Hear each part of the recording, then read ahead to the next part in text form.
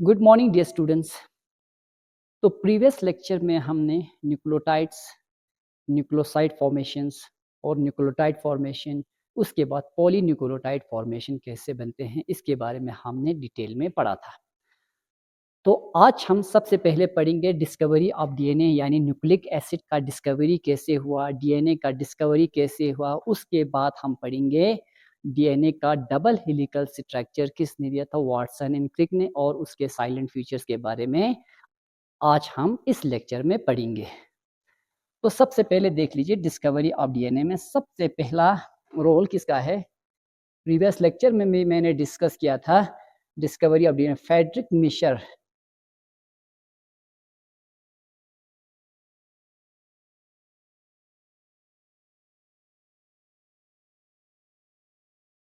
Frederick Miescher 1869 में Friedrich Miescher नाम के एक साइंटिस्ट ने सर्जिकल बैंडेज पे लगे हुए पस सेल्स को लेबोरेटरी में जाके उसके न्यूक्लियस को एनालाइसिस किया और वहां से एक चीज को उसने एक्सट्रैक्ट किया, यानी और उसको नाम दिया न्यूक्लिन। तो सबसे पहले जिसे आज हम डीएनए कहते हैं, जिसे आज हम न्यूक्लिक एसिड कहते हैं, उसको सबसे पहले आइसोलेट किया था, डिस्कवर किया था किसने, फ्रेडरिक मिशर ने। कहां से? ऑब्जर्व्ड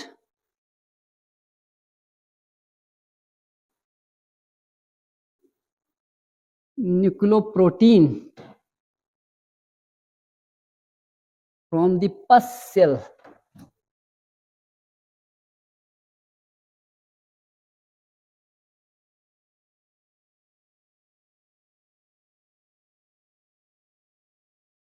पस सेल्स की न्यूक्लाई से उसने ऑब्जर्व किया था, यानी सबसे पहले फ्रेडरिक मिशर ने सर्जिकल बैंडेज के ऊपर लगे हुए उस पस सेल्स को लेबोरेटरी में जाके ऑब्जर्व किया। करने के बाद उसने न्यूक्लियस के अंदर से एक चीज को आइसोलेट किया, यानी उसके हिसाब से तो उसने न्यूक्लिक एसिड को आइसोलेट किया था, लेकिन वो न्यूक्लिक एसिड इंटैक्ट नहीं थे, प्योर नहीं था, उसके साथ थोड़ा बहुत प्रोटीन जुड़ा हुआ था, इसलिए जो उसने आइसोलेट किया था वो न्यूक्लियोप्रोटीन थे और उसने नाम दिया उसको न्यूक्लिन, नेम्ड एज न्यूक्लिन। सबसे पहले जो न्यूक्लिक एसिड आइसोलेट किया था पस सेल से, उसको फ्रेडरिक मिशर ने नाम दिया न्यूक्लिन, उसको फ्रेडरिक मिशर ने नाम दिया न्यूक्लिन। लेकिन एक्चुअली वो न्यूक्लिक एसिड यानी प्योर फॉर्म में नहीं थे, इंटैक्ट फॉर्म में नहीं थे, क्योंकि उसके साथ कुछ प्रोटीन्स भी एसोसिएटेड थे और वो ब्रोकन न्यूक्लिक एसिड था। अब उसके बाद 20 साल के बाद और एक साइंटिस्ट आए जिसने सक्सेसफुली आइसोलेट किया और उसको नाम दिया न्यूक्लिक एसिड, यानी जो फ्रेडरिक मिशर ने 1869 में देखे थे उसको दूसरा साइंटिस्ट 20 साल के बाद आते हैं जिनका नाम है आल्टमैन, और आल्टमैन कहते हैं जो फ्रेडरिक मिशर आपने आइसोलेट किया वो है न्यूक्लिक एसिड, वो एसिडिक भी है, इसलिए क्या है, न्यूक्लिक एसिड है। उसके बाद दूसरा साइंटिस्ट डीएनए की डिस्कवरी में रिचर्ड आल्टमैन 1889, यानी 20 साल बाद आए।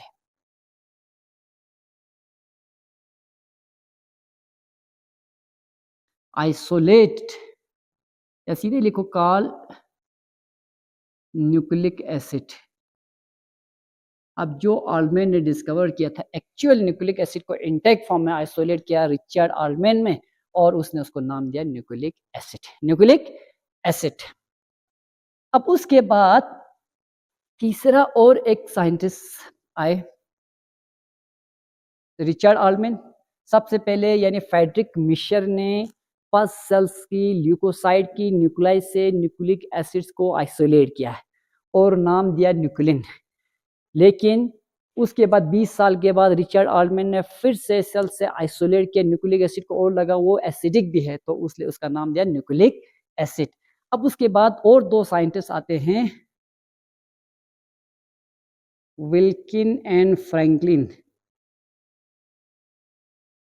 इन्होंने डीएनए का एक्सरे डाइफ्रैक्शन टेक्निक से यानी डीएनए का मॉडल देखा, 3D मॉडल देखा, इन्होंने दिया एक्सरे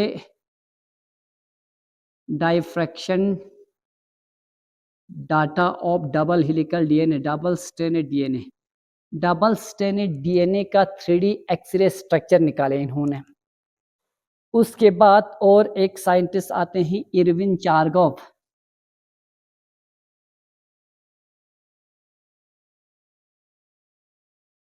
इरविन चारगॉफ, इन्होंने दिया था बेस कंपोजिशन यानी chemical nature of DNA,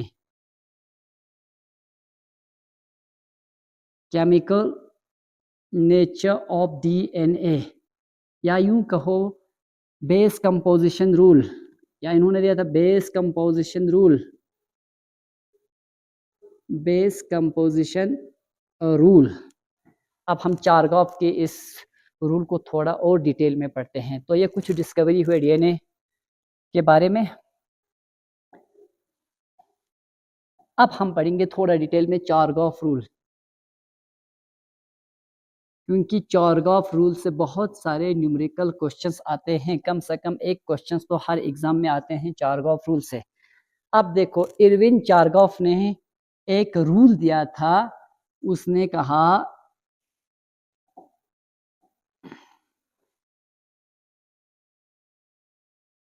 ratio of adenine and thymine and guanine and cytosine are constant, are constant। सबसे पहला रूल उसने बताया, यानी बेस कंपोजिशन के साथ जितना एडेनिन और थाइमीन है उतनी गुआनिन और साइटोसिन भी हो सकते हैं। या उन्होंने कहा एडेनिन और गुआनिन का रेशो, या साइटोसिन और एडेनिन और थाइमीन का रेशो, गुआनिन और साइटोसिन का रेशो हमेशा एक डबल स्ट्रैंडेड डीएनए में कांस्टेंट रहते हैं। तो उन्होंने कहा जितनी ए होंगे, जितनी एडेनिन होंगे उतनी क्या होनी चाहिए, थाइमीन, जितनी ए होंगे उतनी टी होनी चाहिए। फॉर एग्जाम्पल अगर ए होंगे 8 तो ऑटोमेटिकली टी भी कितने होनी चाहिए, 8। तो उससे पता चला कि जो बेसिस हैं वो पेयरिंग करते हैं, बेस पेयरिंग। तो number of adenine is equal to number of thymine. इसी तरह number of cytosine is equal to number of guanine. अगर साइटोसिन 10 है तो गुआनिन भी क्या होनी चाहिए, 10। ये रूल किसने दिया था, ये रूल दिया था चारगॉफ ने। किसने दिया था, चारगॉफ ने। तो हम यूं कह सकते हैं A divide upon T plus, या A upon T is equal to G upon C is equal to 1। इनका रेशो A, जितने A होंगे उतने T होंगे, जितने G होंगे उतने C होंगे। इसको दूसरे तरीके से भी लिख सकते हैं, A plus G divided by T plus C is equal to 1। देखो इसको मैं कुछ एग्जांपल से प्रूव भी कराऊंगा, ठीक है, क्योंकि इससे बहुत सारे न्यूमेरिकल क्वेश्चंस बनते हैं। जितनी ए होंगे उतनी जी, यानी उतनी कितनी होनी चाहिए। अब इसका मतलब ए और जी क्या है, ए और जी प्यूरिन है। Number of purine is always equal to number of pyrimidine. Number of purine is equal to number of pyrimidine. Purine का नंबर हमेशा पायरिमिडीन के नंबर के बराबर होते हैं। यानी देखो A plus G divided by G plus C is equal to 1। इनका रेशियो होनी चाहिए हमेशा 1। ये किन के केस में, डबल स्ट्रैंडेड डीएनए के केस में, डबल स्ट्रैंड डीएनए के। अब मैं इसको थोड़ा प्रूफ करता हूं एक एग्जांपल से। चारगॉफ कहते हैं जितना प्यूरिन होंगे उतना पायरिमिडीन होगा, जितना प्यूरिन होंगे उतना पायरिमिडीन। अब मैं रैंडमली एक न्यूक्लियोटाइड सीक्वेंस बनाता हूं। पहला शुरू होते हैं 5 प्राइम से, यानी A T T A G G C T A G C T A T T A G C C G G ए।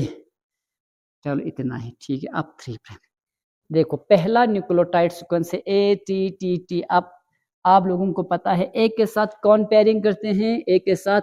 अब जो इसका दूसरा स्टैंड है वो होते हैं हमेशा antiparallel and complementary, antiparallel and complementary. तो ये शुरू होंगे 3 प्राइम टू 5 प्राइम। पहला 5 प्राइम टू 3 प्राइम हुआ तो दूसरा 3 prime to 5 prime.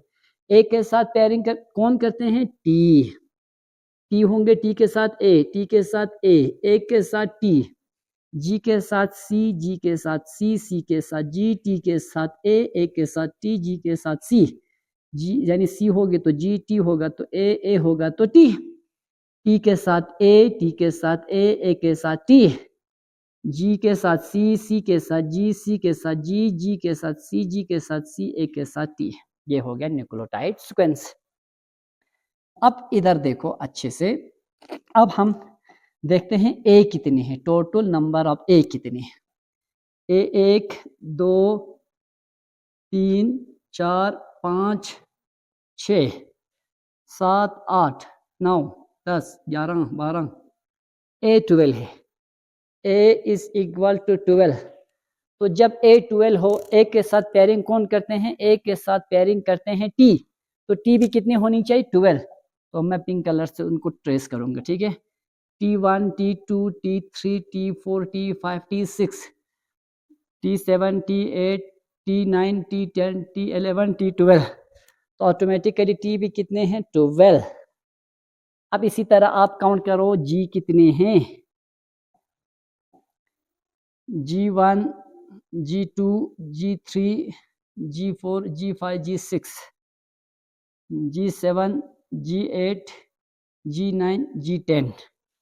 G is equal to 10। जब G 10 हो तो ऑटोमेटिकली C भी कितने होने चाहिए, 10। देखते हैं हम काउंट करें, C1 C2 C3 C4 C5 C6 C7 C8 C9 C10 C10। आप देखो इस फॉर्मूला को प्रूव करना है। मैंने कहा था A plus G divided by T plus C is equal to 1। इनका रेशो आनी चाहिए हमेशा क्या, 1। इनका रेशो क्या आना चाहिए, 1। दिस इंप्लाइज दैट ए कितने हैं, ए 12 है। तो ए 12 है तो ए की जगह पे मैं 12 लिखूंगा। प्लस जी कितने हैं, जी 10 है। तो डिवाइडेड बाय टी कितना है, 12 है और सी 10 है, is equal to 1। This implies that 12 plus 10 22, 12 plus 10 22 is equal to 1। 22 ones are 22, 22 ones are 22। तो क्या है, रेशो 1 is equal to 1। तो इसका रेशो 1 के बराबर आया कि नहीं आया, आया। अब एक चीज याद रखो, इरविन चारगॉफ का रूल जो है वो सिंगल स्ट्रैंडेड आरएनए या आरएनए के केस में एप्लीकेबल नहीं है। ये इंपॉर्टेंट पॉइंट है। चारगॉफ rule is not applicable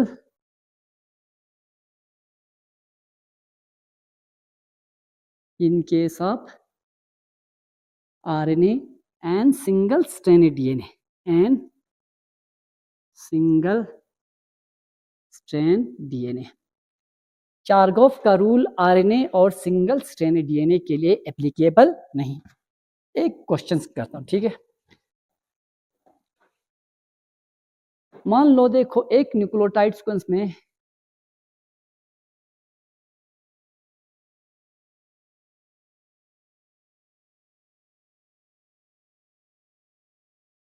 in A polynucleotide double, या यूं रखो, in a double stranded DNA A is equal to 30%. What is the percentage composition?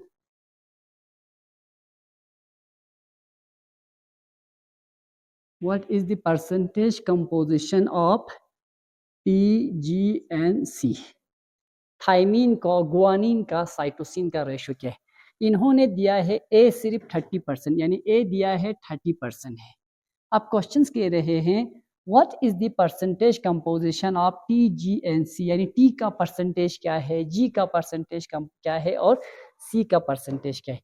अब हमें पता है चारगॉफ के रूल से, चारगॉफ के रूल क्या कहते हैं, A plus G divided by T plus C is always equal to 1, इसके बराबर होनी चाहिए। तो परसेंटेज तो 100 में से होती, परसेंटेज 100 में से, तो ए है 30%। तो जब ए 30%, यानी ए अगर 100 न्यूक्लियोटाइड होंगे तो 100 में से 30 ए है, तो जब 30 ए है तो ए के साथ कौन पेयरिंग करते हैं, टी, तो ऑटोमेटिकली टी भी कितने होने चाहिए, 30%। अब इन दोनों ने 100% में से कितना परसेंटेज कवर किया, A plus T is equal to 30, यानी देखो ए प्लस टी कितना है, 30 प्लस 30 इज इक्वल टू 60%। तो ए और टी ने 60% कवर किया, तो ऑटोमेटिकली जी और सी कितने होने चाहिए, 100 माइनस 60, 40% होनी चाहिए जी और सी। तो ऑटोमेटिकली जी कितनी होनी चाहिए, जी 20%, और जी 20% हो तो सी भी कितने होने चाहिए, 20%। तो ये दोनों मिलके कंपोजिशन करते हैं 40%। तो टोटल कितना हुआ है, टोटल, अब ए देखो, ए कितना है 30, जी 20, तो जब ए 30 है तो टी बी कितनी होनी चाहिए, टी बी 30, जब जी 20 है तो सी बी 20, तो 30 प्लस 50 डिवाइडेड बाय 50, ये इसका रेशो है 1 के बराबर। तो पता चला number of purine is always equal to number of pyrimidine. तो ये रहा चारगॉफ रूल। अब हम नेक्स्ट मेन टॉपिक पढ़ेंगे double helix structure of DNA. अब उसके बाद हमारा नेक्स्ट टॉपिक होंगे डीएनए डबल हेलिक्स मॉडल।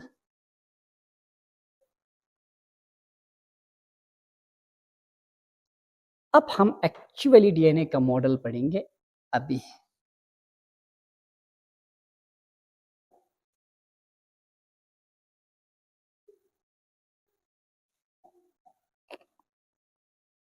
अब इधर देखो, विल्किन और फ्रैंकलिन के एक्सरे डायफ्रैक्शन डाटा का इस्तेमाल करके, चारगॉफ के बेस कंपोजिशन रूल का इस्तेमाल करके, यानी James Watson and Francis Crick ने एक्चुअल डबल हेलिकल स्ट्रक्चर दिए डीएनए का। ठीक है, तो किन के डाटा का इस्तेमाल किया, वाटसन एंड क्रिक ने इन डाटा का, इन साइंटिस्ट के ऑब्जर्वेशंस का इस्तेमाल करके डीएनए की डबल हेलिक्स मॉडल का स्ट्रक्चर दिया। ठीक है,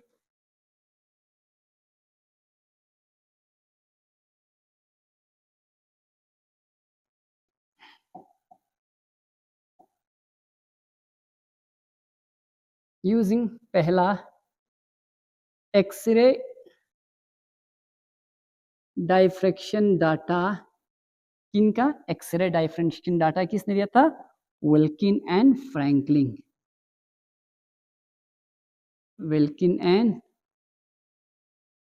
फ्रैंकलिन। और दूसरा बेस कंपोजिशन रूल,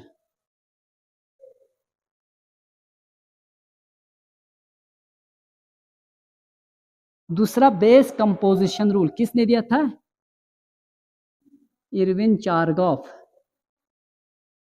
चारगॉफ ने। इन दो डाटा का इस्तेमाल करके दो इंपॉर्टेंट साइंटिस्ट आए, Watson and Crick, James Watson और Francis Crick. 1953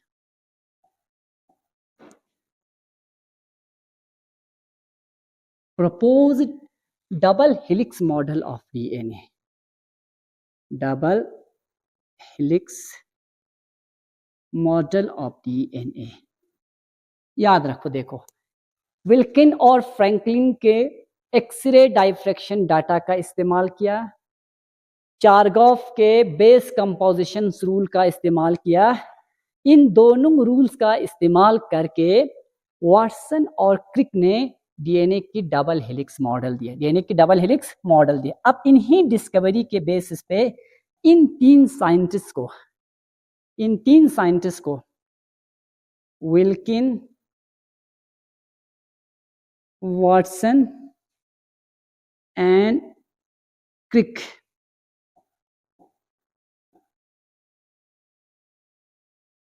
awarded Nobel prize, इनको नोबेल प्राइज दिया इन 1962 में फॉर दिस डिस्कवरी, इस डिस्कवरी के लिए।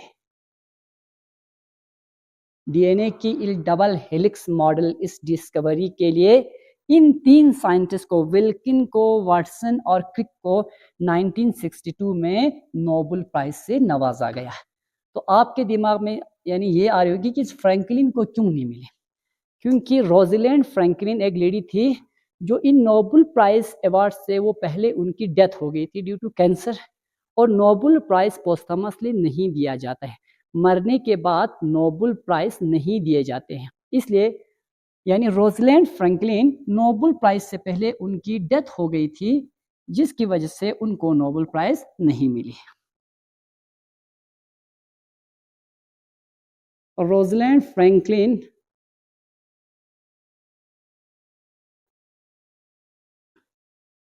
died due to cancer prior to Nobel Prize. Nobel prize से पहले उनकी डेथ हो गए थे। Therefore, Nobel prize is not given posthumously, Nobel prize posthumously नहीं दिया जाता है।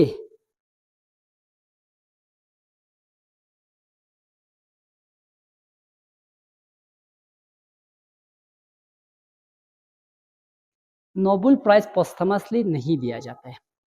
तो डीएनए का डबल हेलिक्स मॉडल किन्होंने दिया था? वाटसन एंड क्रिक ने। लेकिन वाटसन एंड क्रिक ने विल्किन और फ्रैंकलिन के यानी एक्सरे डायफ्रैक्शन डाटा का यूज किया। उसके बाद जेम यानी चारगॉफ के बेस कंपोजिशन रूल का इस्तेमाल किए। इन दोनों रूल्स का इस्तेमाल करने के बाद उन्होंने सक्सेसफुली 1953 में डीएनए का डबल हेलिक्स मॉडल दिया। अब हम पढ़ेंगे डीएनए का डबल हेलिक्स मॉडल।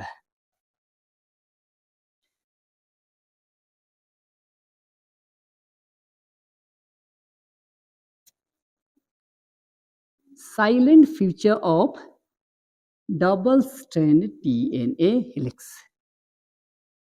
अब इस डीएनए हेलिक्स के हम साइलेंट फीचर्स के बारे में पढ़ेंगे। किसने दिए थे? वाटसन एंड क्रिक ने।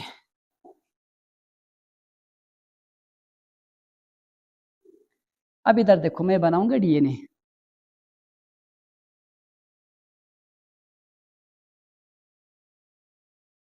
दूसरा स्ट्रैंड अलग कलर से बनाऊंगा।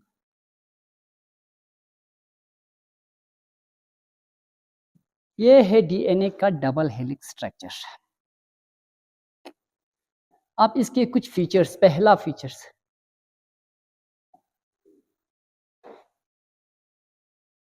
हेलिक्स सेंस, यानी हेलिक्स का सेंस। हेलिक्स कैसे है? लेफ्ट हैंडेड रोटेट है कि राइट हैंडेड? हेलिक्स का रोटेशन कितना है? राइट हैंडेड है। ऐसे ऐसे ऐसे, यानी helix sense right handed, right handed. पहला पॉइंट। दूसरा point, double stranded polynucleotide chain.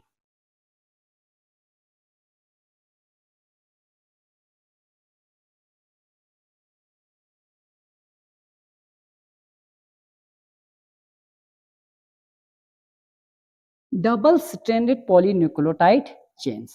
अब इधर देखो, इनके जो डबल देखो चेन्स हैं वो डबल हेलिक्स है। 5 प्राइम पहला चेन शुरू होते हैं 5 prime to 3 prime, next is 3 prime to 5 prime. और दूसरा important point, the strands are anti-parallel and complementary. Strands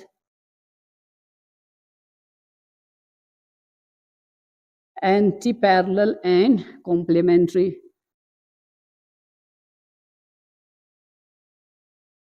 strand क्या है, एंटी पैरेलल है और कॉम्प्लीमेंट्री। एंटी पैरेलल मीन्स अगर एक strand 5 prime to 3 prime orientation है तो उसका जो दूसरा स्ट्रैंड है वो इसके एंटी पैरेलल है, अपोजिट है और कॉम्प्लीमेंट्री है। कॉम्प्लीमेंट्री मीन्स उसके अपोजिट सीक्वेंसेस हैं, ठीक है।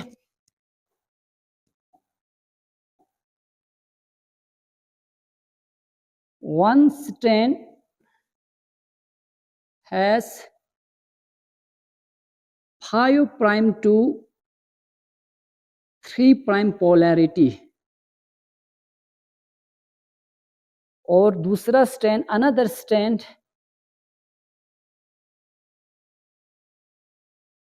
स्ट्रैंड उसमें है 3 प्राइम टू 5 प्राइम पोलैरिटी, यानी ओरिएंटेशन डायरेक्शन एक स्ट्रैंड किस डायरेक्शन में है, 5 प्राइम टू 3 प्राइम डायरेक्शन में। फर्स्ट स्ट्रैंड हमेशा 5 प्राइम टू 3 प्राइम डायरेक्शंस में चलते हैं। जब मैंने पॉलीन्यूक्लियोटाइड सीक्वेंस बनाया इससे प्रीवियस लेक्चर में, वहां मैंने डिटेल में बताया, क्योंकि डिटेल में पढ़ाया क्यों 5 प्राइम है, क्योंकि फर्स्ट न्यूक्लियोटाइड जो इनकॉर्पोरेट होती है उसका 5 प्राइम फॉस्फेट ग्रुप फ्री रहते हैं। आखिरी न्यूक्लियोटाइड के थर्ड कार्बन पोजीशंस पे OH ग्रुप फ्री रहते हैं, इसलिए 5 prime means the first nucleotide which is incorporated in the DNA has 5 prime phosphate free, and the last nucleotide incorporated in the polynucleotide chain has OH position free at the third carbon position of sugar। Sugar के third carbon position पे OH free रहते हैं।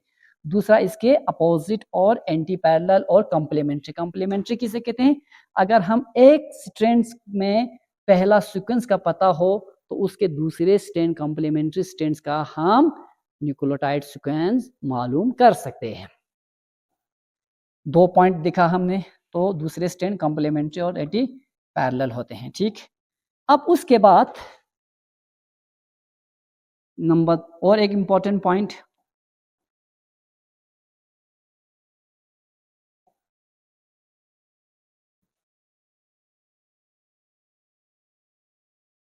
Diameter of double stranded DNA helix, इनका diameter कितना होते हैं, इस approximately 20 angstrom. अगर नैनोमीटर में मेजर करेंगे तो 2.0 नैनोमीटर, 2.0 नैनोमीटर ये है डायमीटर। देखो थोड़ा छोटा करूंगा, ठीक है। This is the diameter. अगर इस स्ट्रैंड का यहाँ से लेकर यहाँ तक अगर मेजर करेंगे, इन दोनों स्ट्रैंड्स के बीच की जो गैप है उसे हम कहते हैं डायमीटर। उसे हम क्या कहेंगे, डायमीटर। उसे हम क्या कहेंगे, डायमीटर।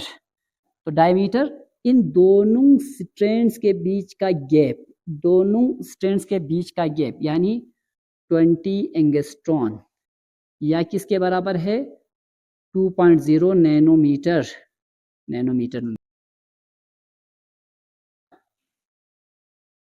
नाइट्रोजनस बेस होती है इनसाइड की तरफ।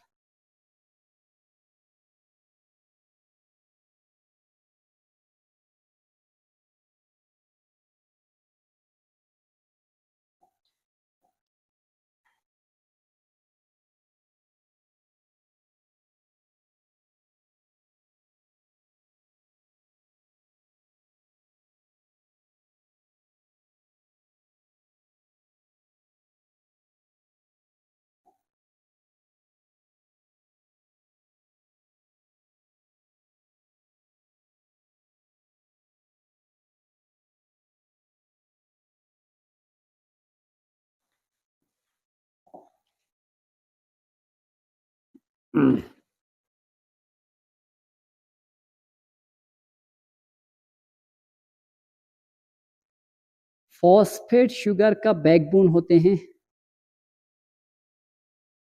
बैकबोन, और nitrogenous base project inside, nitrogenous base inside की तरफ होती है। देखो ये बाहर मेन जो हेलिक्स का रिबन बना है वो शुगर और फॉस्फेट से बने, शुगर और फॉस्फेट से बनी है, और नाइट्रोजनस बेस अंदर की तरफ है, नाइट्रोजनस बेस अंदर की तरफ। अब मैंने 4 सिंबल यूज किए, इनका अच्छे से देख लो। एक मैंने यूज किया ये वाला कलर, उसके अपोजिट में मैंने यूज किया ये वाला कलर, और तीसरा मैंने ये पिंक, और चौथा मैंने यूज किया ये ग्रीन। याद रखो इसको मैंने किसके लिए, इसका नोटेशन है ए, और ये टी के लिए, ये जी के लिए, ये सी के लिए यूज हमने किया है, ठीक है। This is the symbol. अब उसके बाद इस डीएनए की एक पिच होती है। पिच कहते हैं, देखो यहां से मान लो ये डीएनए है, ये यहां से लेकर अगर हम यहां तक वापस ये इस जगह से लेकर इस जगह तक पहुंचने तक एक टर्न होते हैं, इसे हम कहते हैं पिच। इसे हम क्या कहेंगे, पिच कहेंगे। तो इस डीएनए का पिच,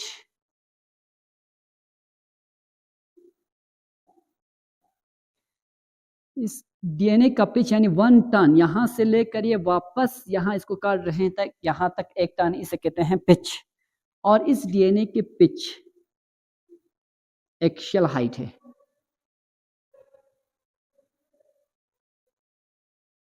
वो 1 हेलिकल टर्न, या यहां पिच लिखूंगा मैं, वहां लिखूंगा। पिच का हाइट है 34 एंगस्ट्रॉन। अगर नैनोमीटर में मेजर करेंगे 3.4 nanometre, 3.4 nanometre.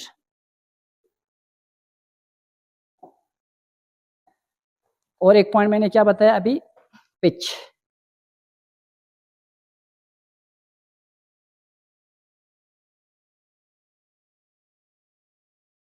Axial height of 1 helical turn, एक हेलिकल टर्न कितने होते हैं, इस अप्रोक्सीमेटली 34 एंगस्ट्रॉन और 3.4 नैनोमीटर, 3.4 नैनोमीटर। अब उसके बाद इधर देखो, एक टर्न में कितने बेस पेयर होते हैं, एक टर्न में 10 बेस पेयर होते हैं, 1 2 3 4 5 6 7 8। अभी 2 और बनाने पड़ेंगे, ठीक है, 2 और बनाऊंगा।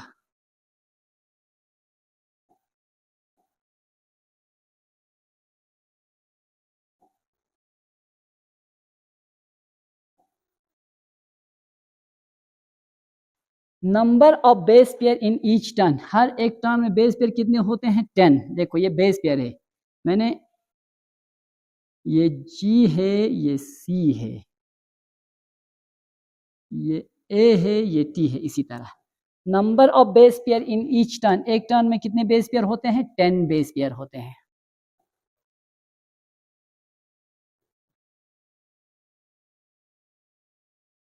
Number of base pair in each turn, एक टर्न में कितने बेस पेयर होते हैं, 10 बेस पेयर होते हैं।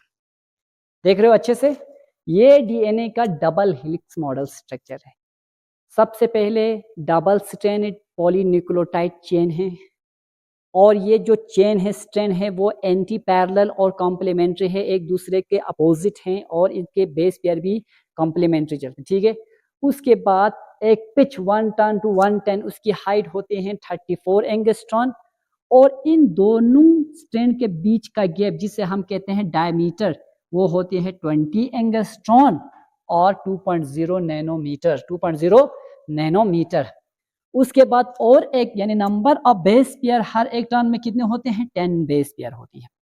उसके बाद और एक इंपॉर्टेंट पॉइंट देखो, यहां से लेके यहां तक छोटा सा गैप है, देखो यहां से लेकर यहां तक, इसको हम कहते हैं minor groove, minor groove, minor groove. इसी तरह अगर हम इसका देखें, ये है minor groove, this is the minor groove. अब यहां 2 आते हैं, ये है मेजर ग्रूव।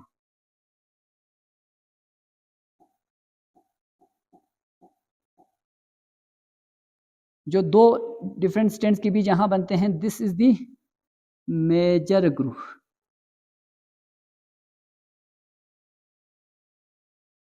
माइनर ग्रूव और मेजर ग्रूव।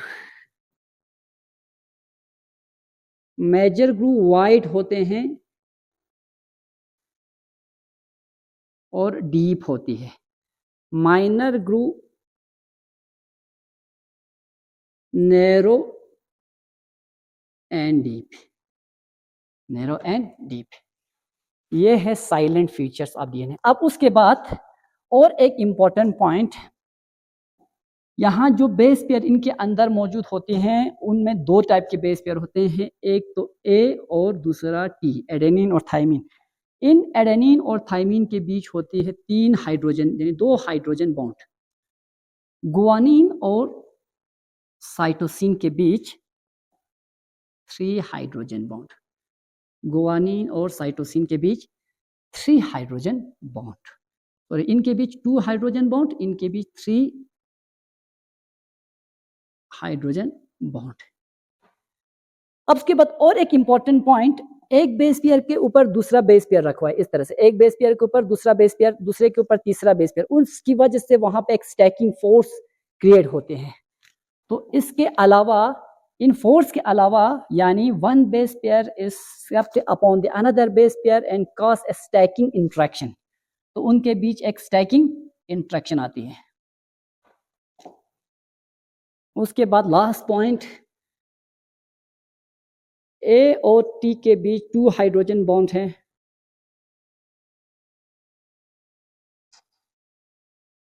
और जी और सी के बीच 3 हाइड्रोजन बॉन्ड है। ए और T 2 hydrogen bond, G and C 3 hydrogen bond. उसके बाद और एक इंपॉर्टेंट पॉइंट, यानी एक बेस के ऊपर दूसरा बेस पेयर, दूसरे के ऊपर तीसरा, उससे एक स्टैकिंग फोर्स, तो हाइड्रोजन बॉन्ड प्लस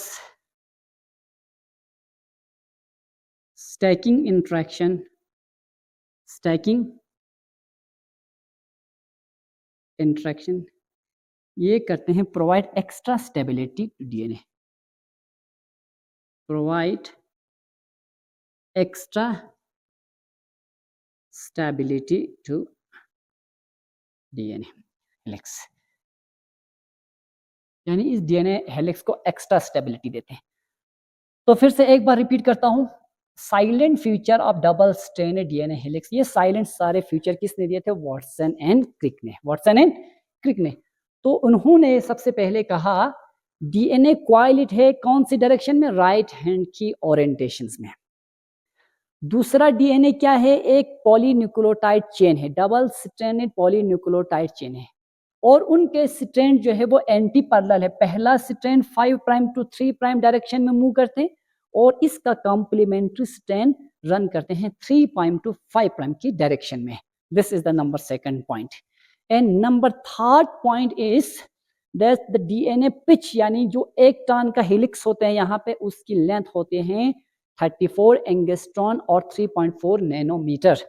उसके बाद इन दोनों हेलिक्स के बीच का गैप, जिसे हम कहते हैं diameter, that diameter is 20 angstrom और 2.0 नैनोमीटर।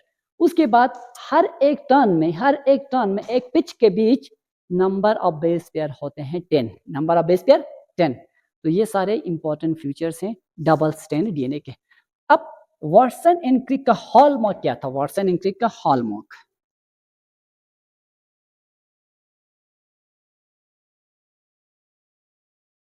हॉलमार्क थे वाटसन यानी क्रिक का बेस पेयरिंग। तो हमेशा बेस पेयरिंग होते थे, किन के बीच? ए का टी के साथ पेयरिंग 2 हाइड्रोजन बॉन्ड से, जी का सी के साथ 3 हाइड्रोजन बॉन्ड से बेस पेयरिंग होती थी। अब दूसरा और एक इंपॉर्टेंट पॉइंट, यानी एडेनिन और थाइमिन के बीच 2 हाइड्रोजन बॉन्ड है, गुआनिन और साइटोसिन के बीच 3 हाइड्रोजन बॉन्ड है। तो this is the silent feature of DNA. अगर नीट में या सीबीएसई फाइनल एग्जाम में आपको साइलेंट फीचर लिखा हो वाटसन एंड क्रिक का डीएनए डबल मॉडल, तो आपको ये सारे पॉइंट्स लिखने हैं, इस स्ट्रक्चर को बनाने हैं और ये सारे पॉइंट्स आपको लिखने हैं। तो बड़ा आसान है, राइट हैंडेड सेंस है, उसके बाद एंटी पैरेलल है, और complementary. Complementary means if the sequence of one strand is given, another, यानी the sequence of another strand can be find। अगर एक स्ट्रैंड का न्यूक्लियोटाइड बेस पेयरिंग दिया है, बेसिस दिया है, तो हम दूसरे कंप्लीमेंट्री स्ट्रैंड्स का निकाल सकते हैं, पता कर सकते हैं। तो नेक्स्ट अच्छा, उसके बाद हम और एक इंपॉर्टेंट पॉइंट पढ़ेंगे, सेंट्रल डोग्मा।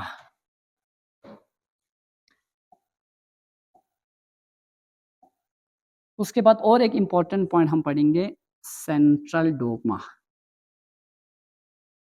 Central dogma. अब उसके बाद यानी फ्रांसिस क्रिक ने और एक कंसेप्ट दिया सेंट्रल डोग्मा का। उसके बाद फ्रांसिस क्रिक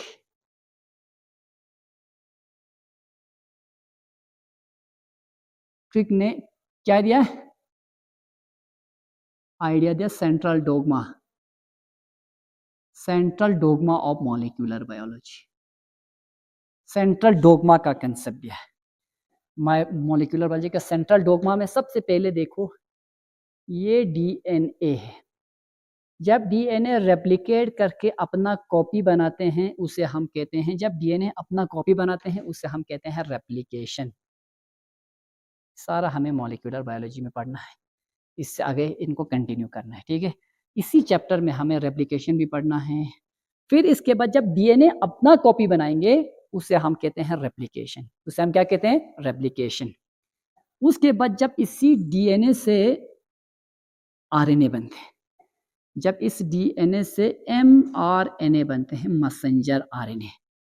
डीएनए से मैसेंजर आरएनए बनने की इस प्रोसेस को कहते हैं ट्रांसक्रिप्शन।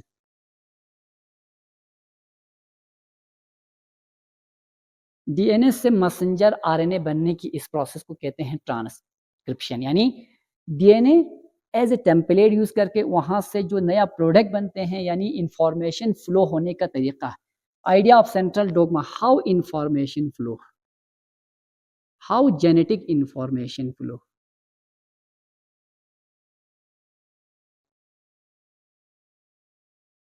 तो जेनेटिक इंफॉर्मेशन कैसे आगे बढ़ते, फ्लो कैसे होते हैं। डीएनए से मैसेंजर आरएनए बनना, यहाँ इसके अंदर जो इंफॉर्मेशन है वो किस में, मैसेंजर आरएनए, इससे हम कहते हैं ट्रांसक्रिप्शन। अब इस messenger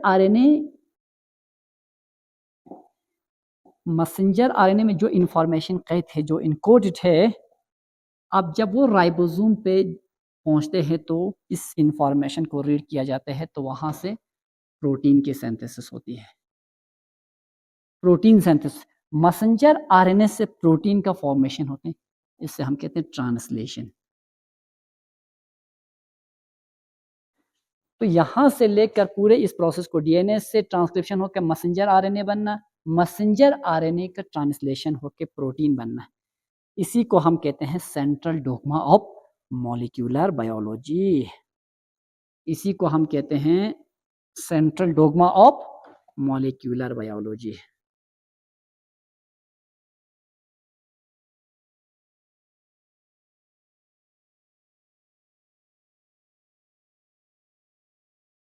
central dogma of molecular biology. लेकिन इसमें भी सारे ऑर्गेनिज्म उसमें क्या ऐसे ही होते, इंफॉर्मेशन फ्लो, यानी from the bacteria up to the higher organism, elephant तक इंफॉर्मेशन का फ्लो इसी तरीके से होते हैं। डीएनए से मैसेंजर आरएनए बनती है, मैसेंजर आरएनए से प्रोटीन बनते हैं। लेकिन एक्सेप्शन है कुछ वायरसेस में, रेट्रोवायरस में। अब कुछ एक्सेप्शन है जीन फ्लो में, कुछ एक्सेप्शन है किन में, रेट्रोवायरस। इन रेट्रोवायरस में उल्टा होते हैं, रिवर्स होते हैं। अब इनमें देखो, आरएनए से डीएनए बनती है, आरएनए से डीएनए बनती है, तो हुआ कि नहीं, यहाँ आरएनए एज ए टेम्पलेट के तौर पे यूज करते हैं और आरएनए से डीएनए बनाते हैं। इस प्रोसेस को हम कहते हैं रिवर्स ट्रांसक्रिप्शन। इस प्रोसेस को हम कहते हैं रिवर्स ट्रांसक्रिप्शन। इस प्रोसेस को हम कहते हैं रिवर्स ट्रांसक्रिप्शन। अब ये किस में होते हैं रिवर्स ट्रांसक्रिप्शन, ये होते हैं कुछ रेट्रोवायरस में। इन वायरस में एक खास किस्म के एंजाइम होते हैं, उस एंजाइम को हम कहते हैं रिवर्स ट्रांसक्रिप्टेस। इस रिवर्स ट्रांसक्रिप्टेस की मदद से वो आरएनए से डीएनए बनाते हैं, आरएनए से डीएनए, लेकिन इस डीएनए को हम कहते हैं सीडीएनए यानी कॉम्प्लीमेंट्री डीएनए। इनको हम कहते हैं कॉम्प्लीमेंट्री डीएनए। इस डीएनए को हम कहते हैं कॉम्प्लीमेंट्री डीएनए। प्रोसेस को कहेंगे reverse transcription, reverse transcription. So this reverse transcription occurs in the virus, retroviruses में। तो यहाँ आज के लेक्चर को क्लोज करते हैं। तो नेक्स्ट हम पढ़ेंगे डीएनए पैकेजिंग के बारे में। नेक्स्ट लेक्चर में हम पढ़ेंगे DNA packaging. Hope you understand the topic very well. किसी को कोई डाउट्स हो तो यहाँ पे मैंने नंबर दिए हुए हैं व्हाट्सएप पे या यूट्यूब पे, कहीं पे भी आप लोग मुझे क्वेरीज डाल सकते हो, ठीक है। उसके बाद अगर आप लोगों को लेक्चर अच्छी लग रहे हैं तो सजेस्ट करो, जो भी टॉपिक आपको टफ लग रहा है उन टॉपिक्स पे भी मैं लेक्चर वीडियोस बनाऊंगा। Thank you so much.